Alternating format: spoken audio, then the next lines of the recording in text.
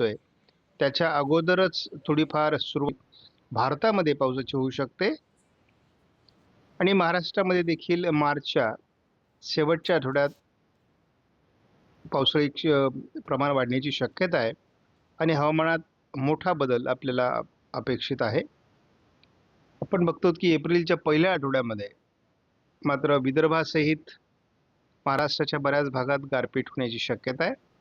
त्यामुळे तशाच पद्धतीने आपल्या शेतीची कामं उरकवणं आवश्यक आहे. म्हणजे दुसऱ्या आठवड्यामध्ये देखील एप्रिलच्या विदर्भामध्ये गारपीट किंवा वादळी पावसाची शक्यता राहील.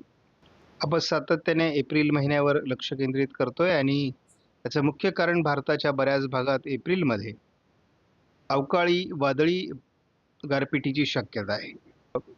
वादळी पाऊस किंवा प्रत्यक्ष चक्रीवादळ हे अरबी समुद्र बंगालच्या उपसागराच्या दक्षिणेला बनू शकतं आणि त्याचा काही भागावर परिणाम होऊ शकतो मेमध्ये. त्यामुळे महाराष्ट्रातही त्याचा परिणाम होईल असा प्राथमिक अंदाज आहे. हे वातावरण सारखं बदलत राहील.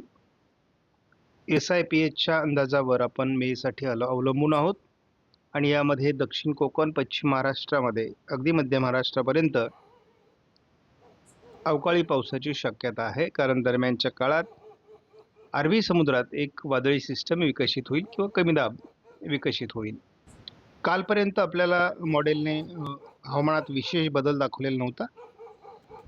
परंतु आज